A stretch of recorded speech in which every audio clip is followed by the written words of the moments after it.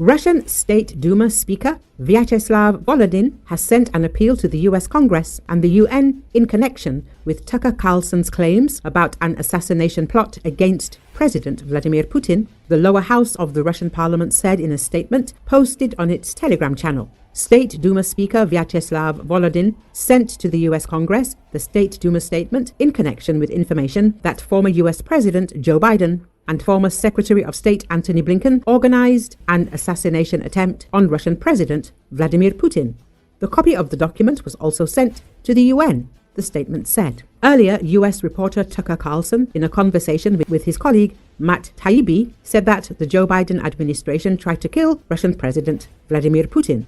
According to him, Antony Blinken, who served as Secretary of State under Biden in the last 2 months of his tenure, pushed so hard for a real war between the US and Russia. Carlson's statement has ignited a firestorm of reactions, with the Kremlin responding to the claim. Dmitry Peskov, Putin's spokesman, emphasized that the Russian president is well protected from potential threats, but he refrained from confirming or denying any alleged US attempts to target Putin. The Russian special services are constantly taking all the necessary measures to ensure public safety and, of course, the safety of those who are under state protection. This concerns first and foremost the head of the state, Peskov said.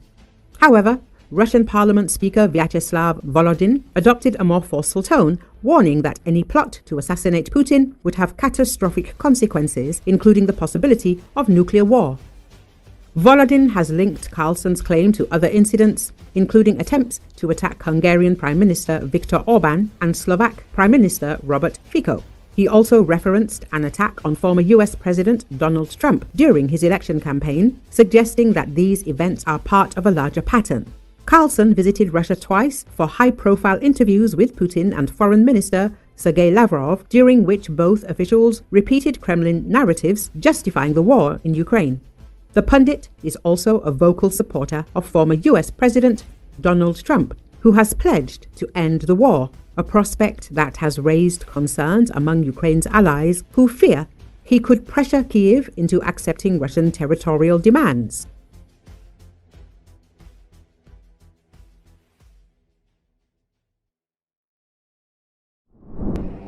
The US military has transported about 90 Patriot air defense missiles from a warehouse in Israel to Poland for delivery to Ukraine.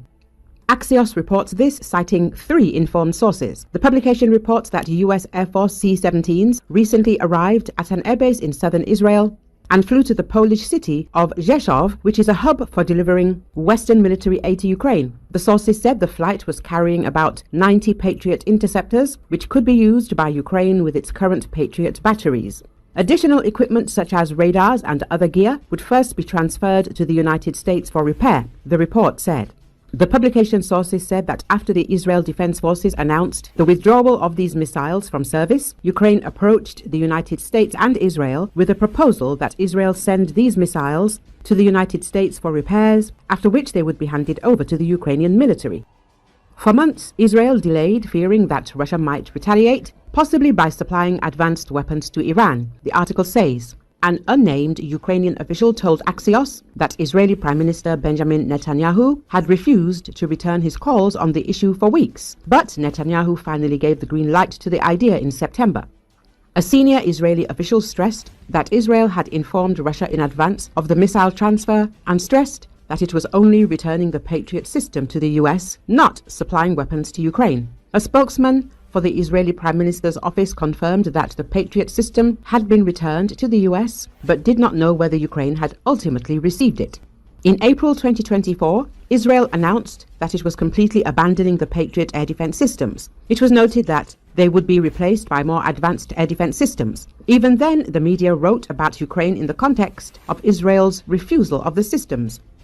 Patriots are known to have successfully intercepted some Scud missiles fired from Iraq into Israel during the 1991 Gulf War. They were officially adopted by Israel that year, but the Patriot did not make its first interception until 2014, when it intercepted a Hamas drone launched from the Gaza Strip.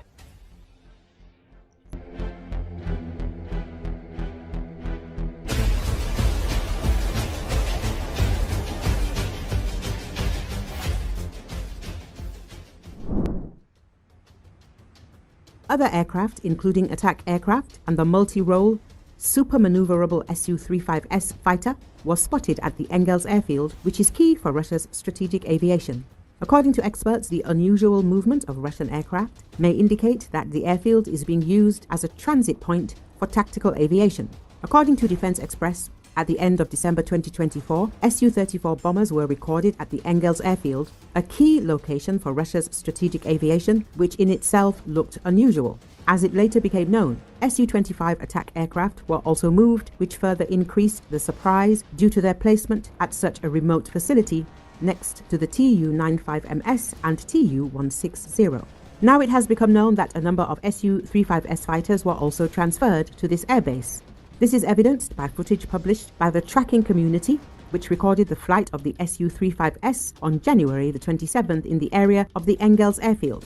It is noted that these fighters often accompany Tu-95MS and Tu-160 strategic bombers during training flights in the Saratov region. In addition, satellite images from December the 7th, 2024 confirm that at the time at least 2 Su-35s, as well as 8 Su-25 and about 10 Su-34 bombers were already at the airfield. This situation raises many questions. For example, during December 2024 to January 2025, a significant accumulation of tactical aircraft was recorded in Engels, which is unusual for a strategic bomber base. In addition, on January the 8th to the 14th, the Ukrainian Defense Forces attacked the Krystal oil depot with drones, where fuel from Tu-95MS and Tu-160 was stored. And against this background, the question arises that if Su-35S fighters could already be stationed at the airfield at that time, then why did the presence of these aircraft not help the Russians repel 2 consecutive attacks on an important element of the infrastructure servicing the airbase?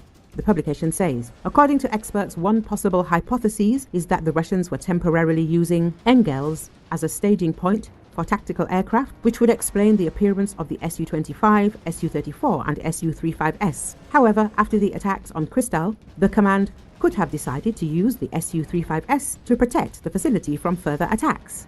At the same time, when already in January 2025, 2 attacks took place on the Krystal oil depot near Engels, the Russian military command decided to use the Su-35S aircraft available there to provide air defense cover for this airbase, the analysts state. Experts say that Russia's Su-35S fighters, Tu-95MS and Tu-160 strategic bombers deployed at Engels airfield are again the target of Ukrainian drones and missiles. The Engels airfield, which the Defense Forces attacked on January the 12th, contained a specific fuel, T-8V, for Russian strategic bombers Tu-160.